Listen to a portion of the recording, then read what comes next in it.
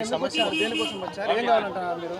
దానికి వచ్చిందంటే నా బిడ్డ ఏదన్నా హాని కలగకుండా చూడండి ఈ ప్రపంచం మీద.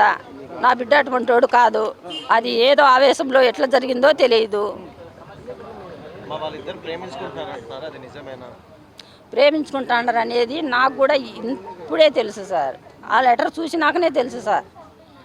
అమ్మాయి వాళ్ళు ఏమన్నా మీకు బంధువులా? బంధువులు అంటే దూర బంధువులే, తెలిసిన వాళ్ళే. మీ ఇంటి నుంచి అతను వాళ్ళ ఇంటి వరకు ఎంత దూరం ఉండొచ్చు? వాళ్ళ ఇంటి వరకు 2 కిలోమీటర్లు 3 కిలోమీటర్లు ఉంటుంది సార్. సరే, వాళ్ళిద్దరు ప్రేమించుకుంటారనే విషయం మీకు తెలుసా? తెలియదు సార్.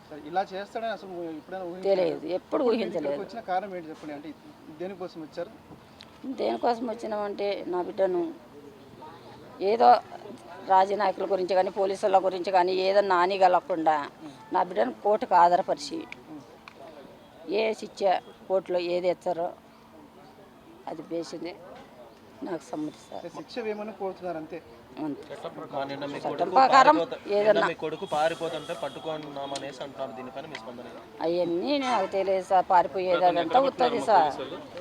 ఎక్కడ ఇంట్లోనే పట్టుకున్నారు సార్. ఇంటికే వచ్చింది సార్. ఇంటికి